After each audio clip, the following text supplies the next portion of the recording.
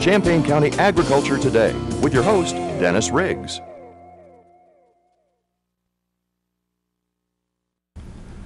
Hello and welcome to Champaign County Agriculture Today. My name is Dennis Riggs, your host for the next half hour as we take a look at some of the interesting topics here in Champaign County and East Central Illinois that concern agriculture. Today we're going to be talking about one of the most basic parts of farming, and that is the soils that we farm in, the different tillage techniques and how we use those techniques to farm and raise abundant crops for not only us here in East Central Illinois, but also around the world.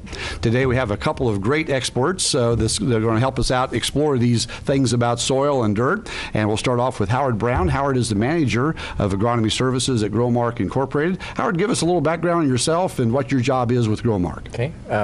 Howard Brown, and I was raised on a farm, so I've been around agriculture my whole life.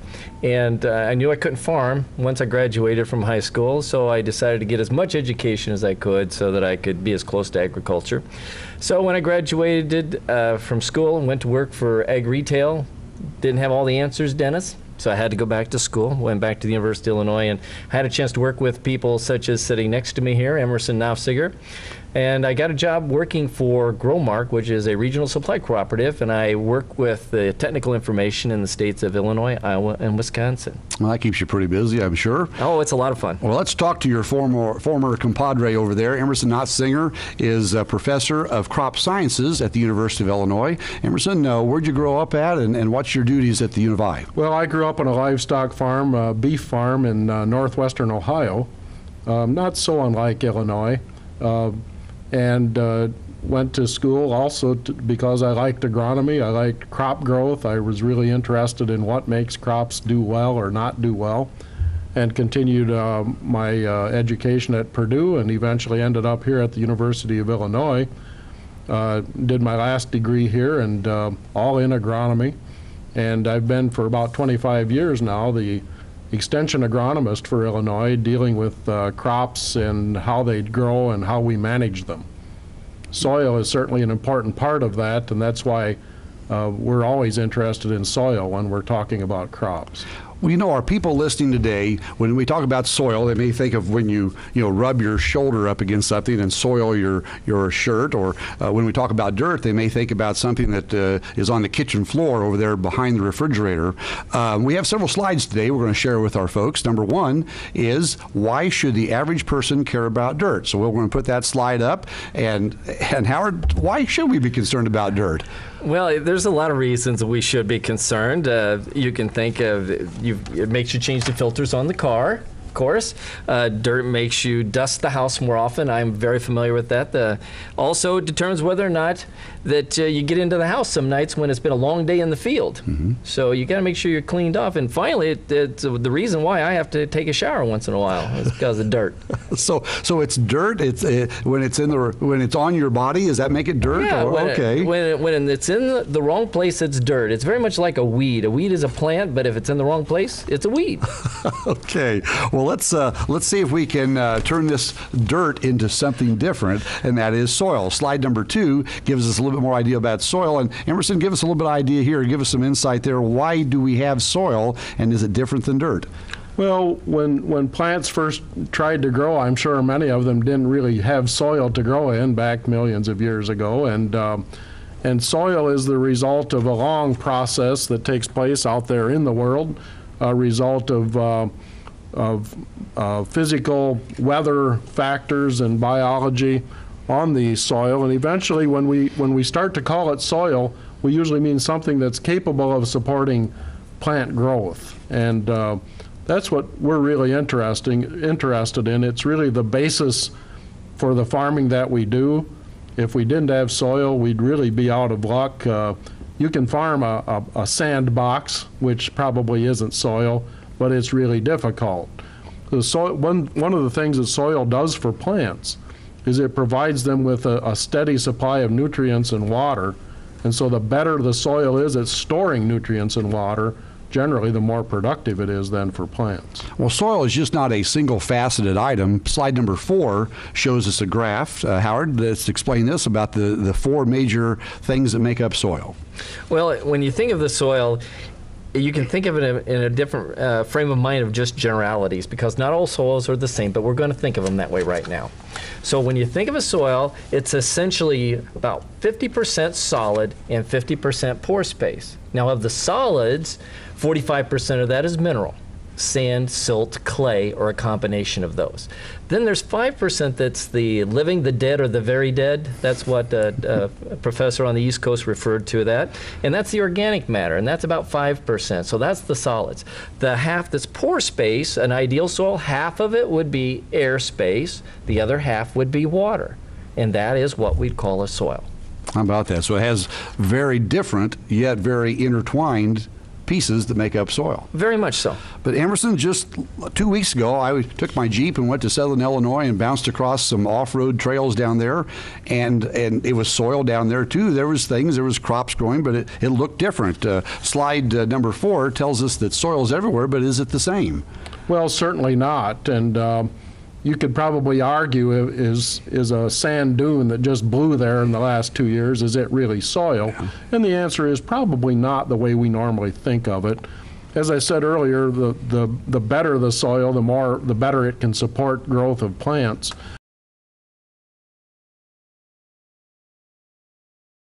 Some soils in the world aren't very good at that. Now, we still call them soil, even in Southern Illinois, and the main difference between that soil and the soil here is the soil here is much younger. It formed in a little different weather conditions, so our rainfall is a little less, our temperatures are a little cooler, and that makes quite a difference in what soil you end up with. So if you continue on into southern part of the United States, the soils can get very red, and that's because of iron that sort of colors them, and along millions of years of having water move through them and taking out some of the things that we still have in our soils here. But our soils are what they are because of what they started with, and also the fact that prairie grew here for probably 10,000 years since the last glacier and left behind all of this organic matter that's made the soils dark in color. And so it's a interesting and complex thing as you move around the world and see different areas. Usually we can explain it saying, well, the rainfall's higher here, so there's more leaching and less organic matter builds up, or the temperature is warmer. Mm-hmm. And that's certainly true in the more tropical areas of the world. Howard, I know you've had a chance to travel around East Central Illinois, specifically in Champaign County as well, but McLean, Iroquois, many counties around us. And slide number 5 talks about those types of soils. Let's call them Champaign County soils because that's where we're coming to folks from today. Sure. Tell us about why Champaign County soils or Midwestern soils are different than a lot of those other places where they also have agriculture. Well, keep in mind, Emerson had mentioned the glacier effect, and the glaciers did wonderful things for soils in Illinois, specifically from a little south of Champaign north. Mm-hmm. So it leveled it off. It provided us a new, fresh start compared to a lot of the United States, other than the ones to the north. But in Champaign County, very much like Illinois, the predominant soil type is a mollisol. Now, mollisol, I can't explain exactly what the term mollisol means, but I think, Emerson, could you help me? What does mollisol stand for? Well, these are funny-looking words that were cooked up by geologists or geography people. But the actual base word of mollisol, it means soft soil, basically. And the word mollify and emollient and some of these words we use come from the same root. So a mollisol is a soil that's soft. As Howard says here, it's not hard when it's dry, and so these soils, because of that characteristic, they tend to be very good for farming. Mm-hmm. And the soils that we have were formed under prairies. And frankly, when you think of a prairie, you think of the vegetative parts adding organic matter, but with a prairie grass, there's as much organic material below ground as there is above ground, and that's what's contributed most of the organic material to our soils. Mm-hmm. So a mollisol is about 14 inches thick of upper topsoil, nice, rich, black, and it has a lot of calcium. Mm-hmm. Calcium's good because people think of acid soils. Well, it has a lot of calcium. We don't have a lot of acidity to the soil, and it's good for soil tilth. Well, there's a lot of things that make that up. We're going to be going to slide number 8 here in just a second, and because these soils have had a long history, but here every year we coax a crop out of those soils, whether it be corn or soybeans. So in slide number 8 that we're going to go to in just a second is going to talk about what makes this soil productive. All right, Emerson, I know you do a lot of work with corn and soybeans. Let's talk about that. What makes that soil productive, that it can coax a seed into a plant, and then of course the fruits of that plant? We talked earlier about the fact that it's got water and air and mineral material and organic matter. All four of those are really necessary to have a productive soil. The roots of the crop, of course, have to grow down into the soil. If the soil stays wet all of the time, there's no air in there, the roots can't really grow or function where there's no air in the soil. So that's one of the important things, and that gets into soil drainage. And how do you get more air into the soil? We can't go and push it in. We have to find a way to get air into the soil, because that encourages this deeper rooting of crops. When soils are as productive as they are here, they tend to be good for just about anything you want to grow there, except maybe desert plants, so that wouldn't be happy here. But that's really what makes soil. The organic matter is part of it as well. That contributes to the ability of the soil to hold water and nutrients available for the plants.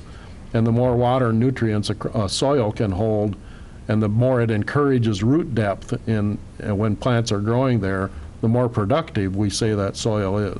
Many of our folks listening to us today are not farmers, are in a subdivision or in town. Does this apply also to their yard out back, their garden, as well as it does for agriculture?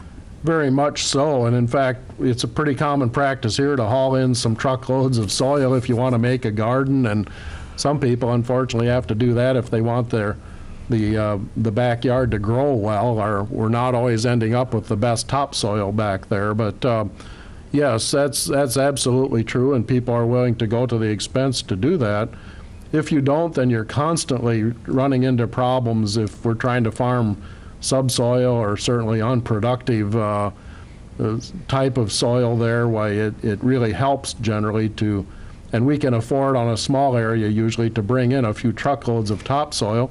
That topsoil actually came from somewhere. So it was a natural process. It's sort of a natural product, and we might add compost or something, and that just gives it more of that nutrient and a little better water holding capacity. So we can kind of manufacture soils or move them around like that and make them productive where we want them to be productive. An excellent point. It makes a big difference if you're talking about that 20 by 20 garden in the backyard or 160 acres out in Raymond Township possibly. Howard, are soils being formed still today, or is what we've got all we're going to have? No. And slide number 10 is going to talk to us about that. No, soils are continuously being formed, but keep in mind that soil formation occurs not on a regular scale that we're used to, geologic time scale. So we're dealing in thousands of years rather than in years. So the soils are continuously forming, and at the same time we are losing soil. And so being a dynamic process, it is always changing, and we're replacing sometimes what we're losing. The key is for us to slow the loss so that we don't lose the natural resource. And today agriculture, I think, is doing a wonderful job addressing conservation practices that helps us maintain that natural resource. Champaign County is a pretty unique area, and Emerson, I know you've had the experience of analyzing soils in other parts of not only the country but also the world. Slide number 11 talks a little bit about that our soils are unique, but do we have the corner on the market on productive soils in the Corn Belt of East Central Illinois? Well, certainly not. If you went around the world, you'd see productive soils.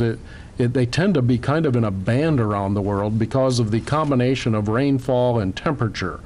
And those do affect the quality of the soil. And so you'll go to the Ukraine, for example, which has been world famous for many years as having some of the most productive soils.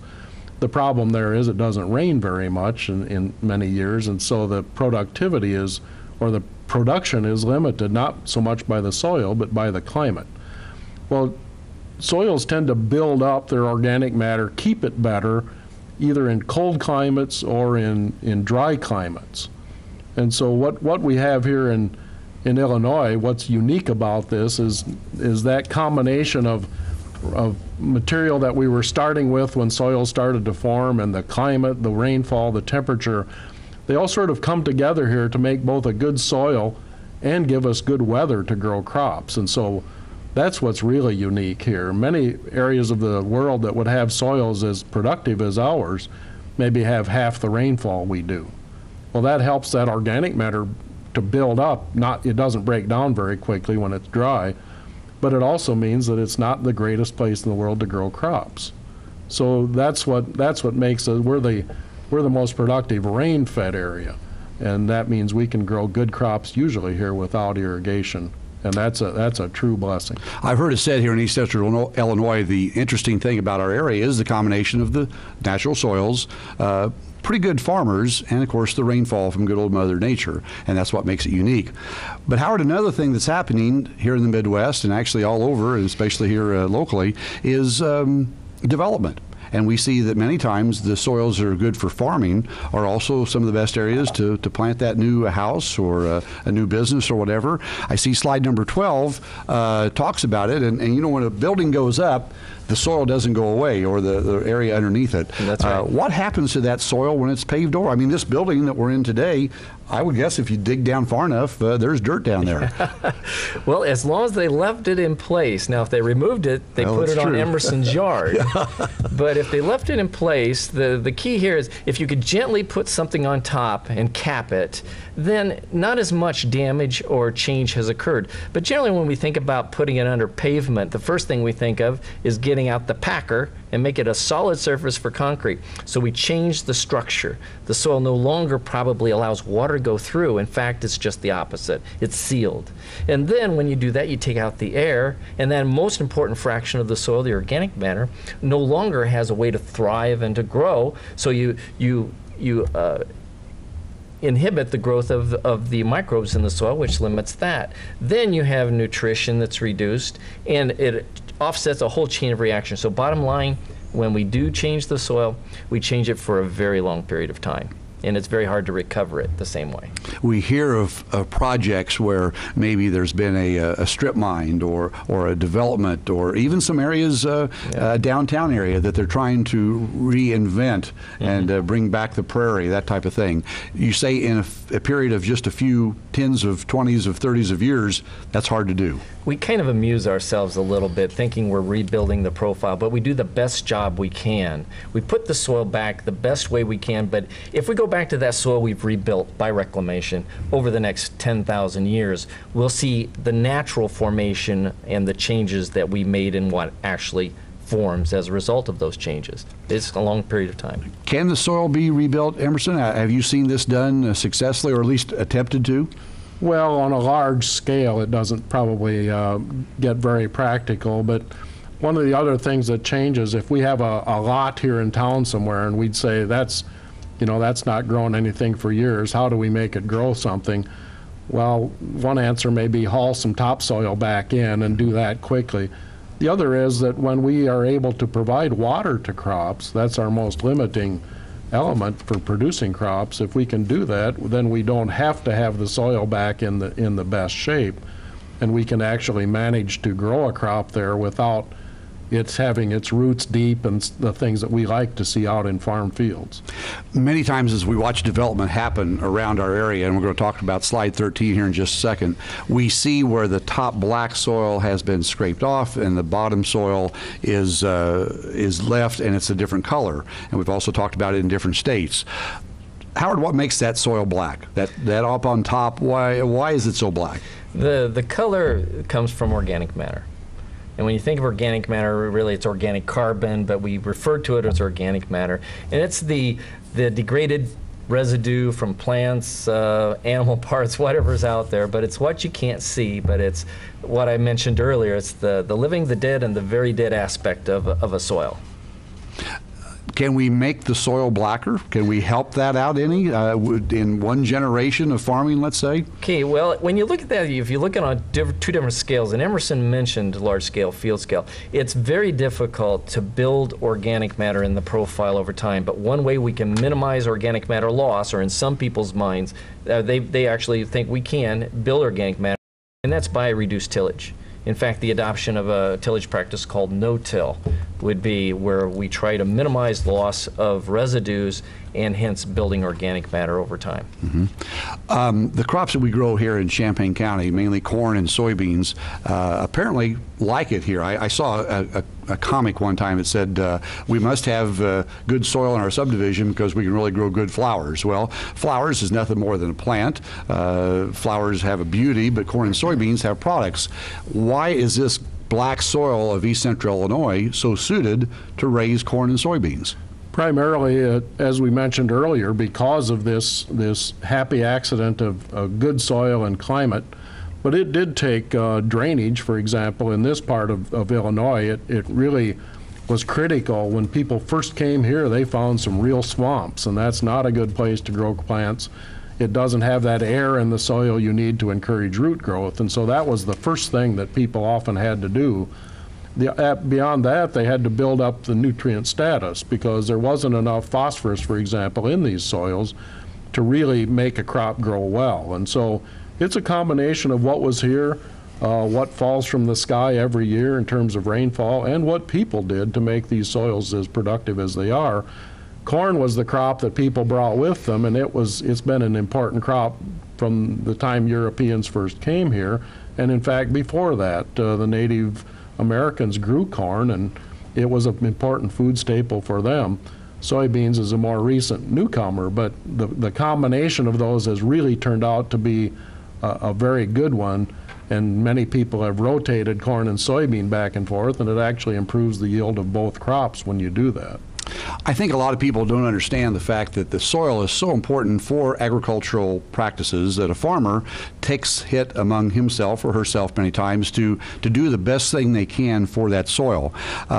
Slide 15 illuminates a couple of the things that we don't have a soil police. There's nobody out there that checks the temperature and makes sure that things are happening. We have things called best management practices. And Howard, I know you've worked with farmers all over many states. In slide 15, we talk about a couple of things here. What are best management practices when it comes to soil? When a producer goes out to the field, they understand they're stewards of a natural resource.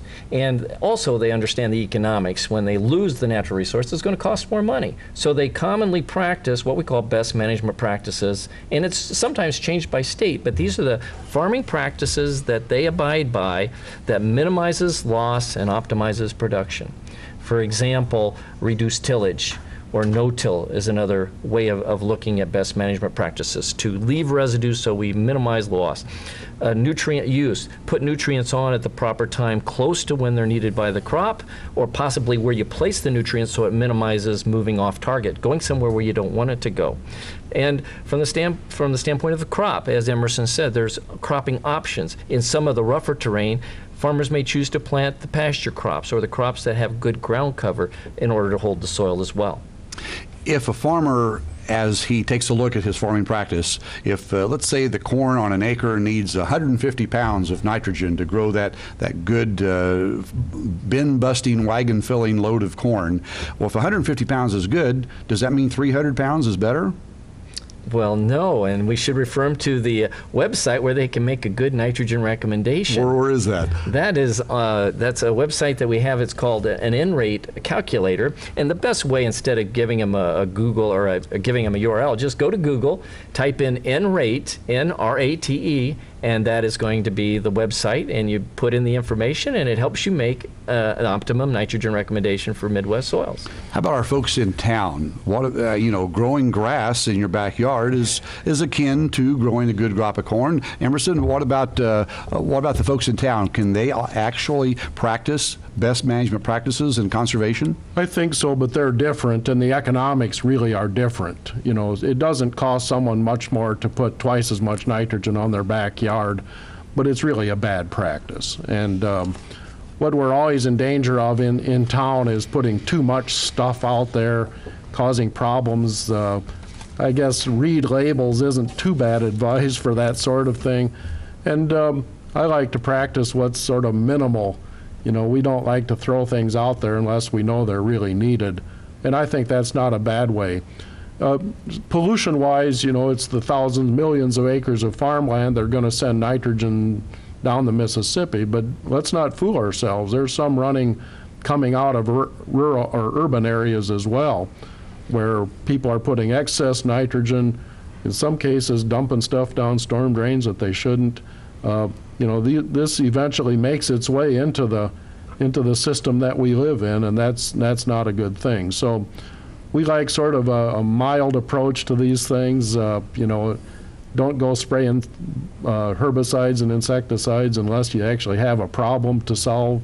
And I think that's one way that we can do that on a much smaller scale. A very wise person once told me that no matter what you're talking about, moderation in everything is probably a good example to live by. So whether we're talking about the type of fertilizer you're putting on or the pesticides or herbicides, I'm sure that all enters into it. What have you seen as far as tillage practices change, Howard, over the years? Farmers, of course, the moldboard plow has been the symbol of agriculture for many years for many areas. That's kind of gone away. Is that correct? Well, the use of the moldboard plow has gone away for the most part. There's still plows out there. Some people will pull them out to use them, but for the most part, we're looking at an era of reduced tillage, and again, it goes back to conservation practices that the farmers have adopted. Now, it's counterproductive somewhat because, as Emerson and I talk about productive soils, soil moisture, soil aeration are both important for productive soil. And in addition to that, organic matter is a vast warehouse of nutrients. One way you can get those nutrients is by tillage, by airing the soil out to make it warm. The microbial population breaks down the organic matter, gives us nitrogen, phosphorus, sulfur, a lot of nutrients. That's where we got our original fertility. And so that's a natural thing a farmer wants to harvest, but at the same time, to minimize erosion, to make that resource last, we're looking at reduced tillage. Emerson, in the minute or so that we've got left, what else is there to learn about soil? Have we got it all figured out? Is everything known that can be known, or are we learning new things about soil? Well, soil is extremely complex, and the answer to your question, do we know everything? We'll never know everything about it. And to add on top of that, then, what management should we use to get the best out of this soil and to keep it productive? Things like carbon sequestration are being talked about a lot now, and that's simply using the soil as sort of a reservoir to stick carbon into to get it out of the air. So these are things that people are studying today and trying to make sense of. I'm always interested in the practical applications of these. We talked about compaction here, and that's a big issue in terms of what equipment we drive across the soil. Compaction is basically squashing the air out of soil, and it always hurts the ability of roots to grow and so on. So we like to minimize that as much as we can. Well, no matter if you're farming the soil or simply driving past it on the interstate going from point A to point B, I hope our people today have learned a lot more about that. And folks, that's why we appreciate you listening. As we explore the many aspects of Champaign County agriculture, thank you, gentlemen, for being with us today. And we'll hope you'll tune in again next time when once again we have a chance to bring you what's going on in Champaign County agriculture today. I'm Dennis Riggs. Thanks for listening.